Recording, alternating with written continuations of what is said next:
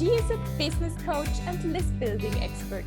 She helps coaches and consultants build a deep connection with their ideal clients through heart-centered marketing and powerful list building so they can get the income they deserve. After 20 years in corporate America as a marketing executive, lead generation expert, and three-time business owner, she's learned what it takes to grow a business. Now, she's dedicated to helping others make an impact for their clients and on their businesses. Hi, Andrea. Very welcome to the show. Hi, Esther. I'm so glad to be here. Thank you for having me. So let's start. What has been the biggest turning moment in your life, Andrea? Yeah. So the biggest turning moment is kind of a sad moment, which I feel like a lot of people have a sad moment that makes them have some perspective in life. And mine was about 5 years ago. I was working in marketing. I was in corporate marketing, and I was really never happy at my job, and I kept changing jobs, kept new companies, but I never really thought maybe there's something different I should be doing. Until one night I got a phone call from my mom, and she said, "Your dad's in the hospital, come." And it was about a 2-hour drive, and I was driving as fast as I could. I got to the hospital, and about an hour after I got there, my dad had a heart attack, and they started working on him. And it was a hard situation because I was in the room when this happened. So they were working on him. They cracked his ribs, and he was screaming for air. He couldn't get enough air. And I was watching this, and it was a small hospital in big cities. They would have kicked me out, but it was a small place and they didn't kick me out. So I had to watch everything. And this went on for about 2 hours. He died. Heart would stop. They would revive him. Heart would stop. They would revive him. And there was no surgeon. The surgeon was on his way. And so for 2 hours, they kept crashing and starting and stopping. And the whole time I was just holding my dad. And it was so brutal and shook me to the core that it just, to this day, it's, like that feeling sticks with me forever. And unfortunately, the surgeon came about 2 hours later, and my dad died on the surgery table. And at that point, my mom had never been alone. She doesn't understand how to write a check, how to put gas in her car, nothing. So my husband and I decided to move to the city where she lives so we could help her. Unfortunately, we bought a house that was getting built, and so we had to live with my mom, which was good and bad, but it was very difficult because now my dad had died. I had nightmares and panic attacks from seeing him die. I was helping my mom out. I was driving 2 hours to go to my job because we moved. So now I had to drive 2 hours to my job, and it was just too much. And it gave me a perspective, and I said, life is short. My dad wasn't sick when he died. His heart gave out. So we weren't ready for it. And that could happen to you, it could happen to me, it could happen to anybody at any time. So in the entire time I've been miserable in a job for probably 5 or 6 years, but I never did anything about it. So all this put things in perspective, and I said, I need to do something that fulfills me. And I didn't know what it would be. And the only thing I know how to do is marketing. I don't have any skills, Esther. I have literally no skills besides marketing. And so I was like, well, I want to help people. Well, how can I help people? Well, I can teach them marketing.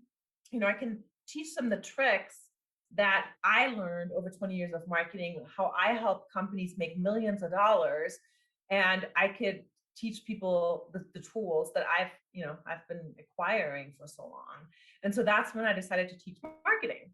And sure enough, when I was teaching marketing, I was teaching them to marketers at corporate America and to entrepreneurs. And I really noticed that it fulfilled me, because now I'm doing something good for people. I'm helping them. They don't need to go to school and get an MBA for $30,000. They don't need to hire somebody that's way too expensive. They can literally do this on their own. And so that is when I started doing that. And I started really being fulfilled in my career, all because of that. Life is short, you know? This is so beautiful what life taught you with a sad, very sad, sad moment. Huh? Yeah. Yeah. And it did a lot because it was for my career. That was the part of it. But then also what happened was I had those panic attacks, and they were really bad where I usually get them at night where I couldn't sleep, and there was anxiety, and I've never had anything before. I've never had depression. I've never had anxiety. I've been very lucky in my life. And so this was the first time I now was dealing with my mental health. And I did all these new things that I've never done before. I went to therapy for the first time. I started meditating. I started doing, taking more time out and walking in nature. I started doing yoga, and I started really able to live a more calm life and also put things in perspective. Like in my jobs before, if something bad happened or I had a bad coworker, it would eat me up and it would stress me out. And that's all I would do is talk about it. And because of all this meditation and really coming back to myself and perspective in life, I started being calmer about things. And if I had a bad coworker, I would just talk to them and we'd work it out. Or if I had a bad day at work, I would just be like, whatever, tomorrow will be better. And so my whole perspective has changed over the last 5 years, and I've become like a more well-rounded person. I concentrate on well-being. I care more for people. I wasn't that caring 5 years ago. It was all about my job and working and making money. And now it's about having people happy and helping people out, and being a well-rounded person and not just a workaholic. If you look back, what helped you the most? Which techniques or which books, which coaches? Yeah, it was definitely a combination of everything.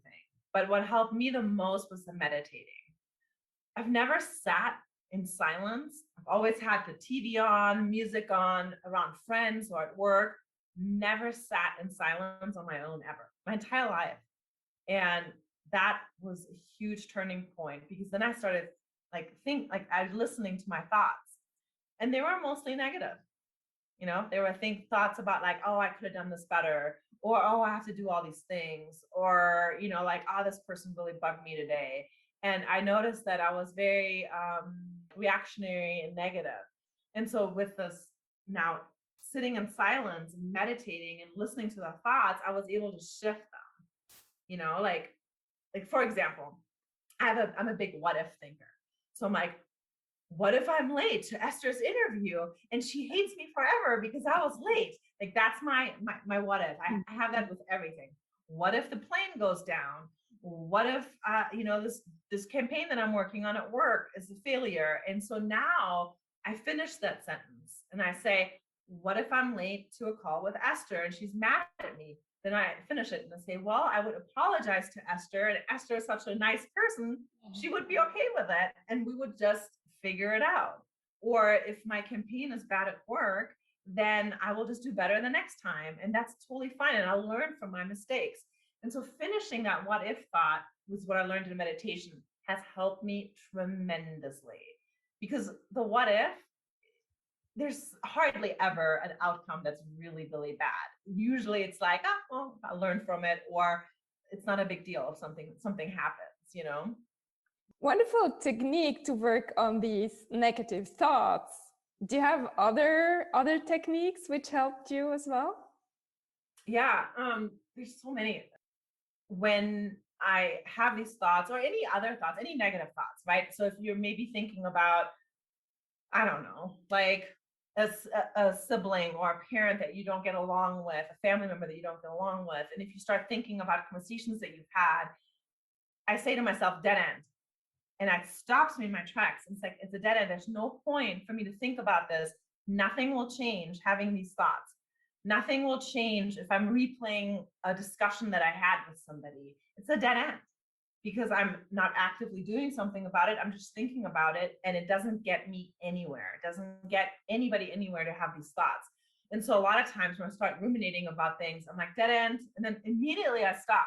I'm like, yeah, it's a dead end. So let's think about something else. And that's really been one that I've been using recently that I really like a lot. There's a lot of little tools like that I've learned in meditation. There's so many, but that's a recent one that I really like. Wow, great. So you went back 5 years ago, you changed a lot. How about the next 5 years? Where do you see yourself, Andrea, in the next 5 years? Yeah. So I've already changed just recently, actually. So as you said in my bio, I teach entrepreneurs on how to get leads and how to do their marketing, like their websites and stuff like that. But what was happening while I was doing that, I'm an entrepreneur, a solopreneur. So there's only so many people I can reach, right?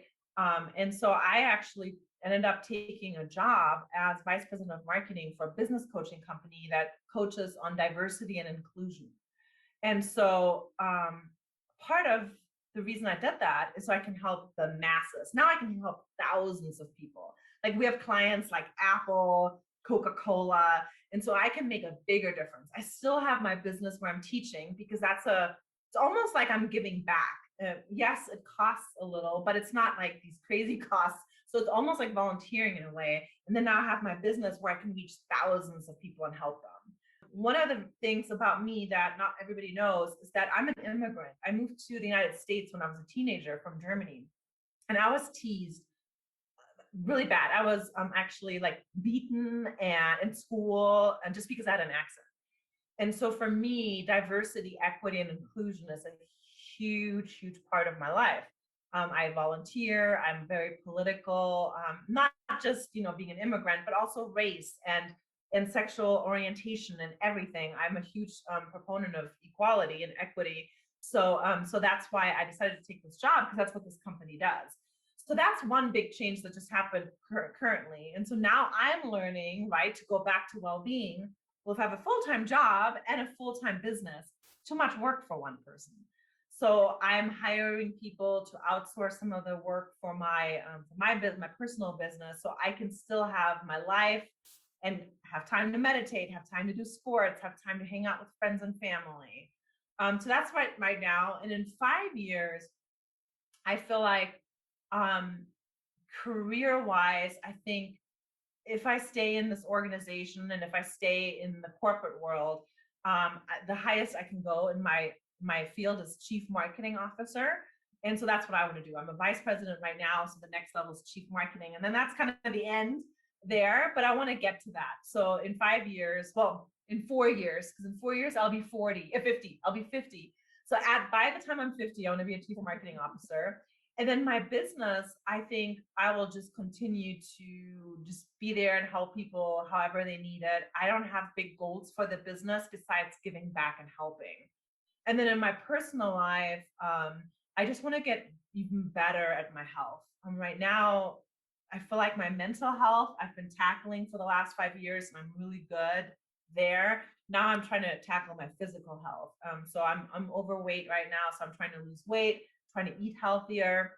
I'm exercising more, and I'm trying to really be more active outside and be around nature and that type of thing. So everything is in stages, but so in 4 years, I'll be a chief marketing officer. I'll be the healthiest I've ever been. And I will continue to give back and teach people how to grow their business. Oh, wonderful. And with your own business, what's the people you're helping with? What kind of businesses they have, or what kind of challenges they have? Yeah. So I'm helping the solopreneur, the person that's working on their own, because they need the most help. And a lot of the people that I help, they're coaches, like life coaches or health consultants, that type of person. And those people, they weren't in business before, and they weren't in marketing before. So they don't know how to even get started. And so that's why I help the person that really just needs to know, like, okay, how do I have a presence online? How do people find me? And how do I get people to buy from me? The big thing that I always talk about is you have to learn the trifecta. It's earned media, owned media, and paid media.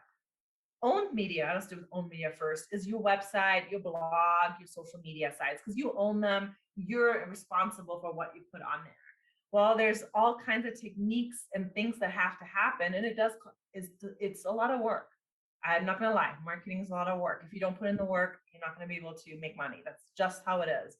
So that's the owned media. So I teach people how to do that the easiest way possible.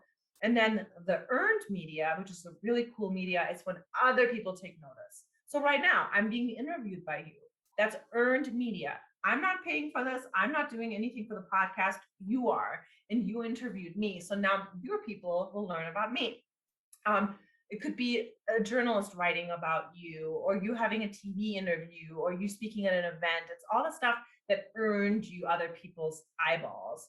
And then the last one is paid. And that only can happen once you start making money from the owned and earned. Because once you start making money, then you have enough money to do advertising. But you got to get these right first to have enough clients in to make enough money to actually do advertising. And once you get to the third stage and you can reinvest the money you made through earned and owned, and then you start doing ads, that's when people blow up. That's when people start making six figures. But until all three of them happen, most people, I mean, the average business coach makes about $60,000 a year, and they'll never make more. And that's just normal. Most people don't even make it to the third year. They usually drop out, the business goes under. And the people that perfect the trifecta, they're the ones that end up making enough money where they can hire people and grow their business. But it takes work and time. If someone in our audience wants to start a business, what would you recommend? What are the 3 things you'd say they have to start with? Yeah. So I would definitely recommend them to do their research and figure out exactly what their niche is. Esther, you and I talk about this a lot. You know, you are able to help everybody. I'm able to help everybody. And it's so hard to just pick one lane and just to niche. But when you're first starting out, that is the smartest thing to do. I don't always do what I teach, so I am guilty. This is hard. I think this is the hardest thing for me. But if you do niche down to one audience, one subject, one thing that you can teach them, it's the easiest way to get started. And once you perfect that, then you can start getting broader and broader. So that's one thing. And doing that research, what do people want? So for me in marketing, right, I can teach search engine optimization, advertising, I can teach websites, I can teach email marketing, I can teach so much. Well, what do people want? What is needed? And so you have to do that research first to figure out what you should be selling in the first place. And then the last thing is, once you figure it out, okay, what is your niche?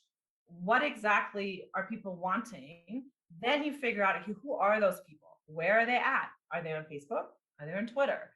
What do they want? What's the kind of information that they want from you? How do you reach them? How do you sell to them? How do you write the right copy that gets them excited?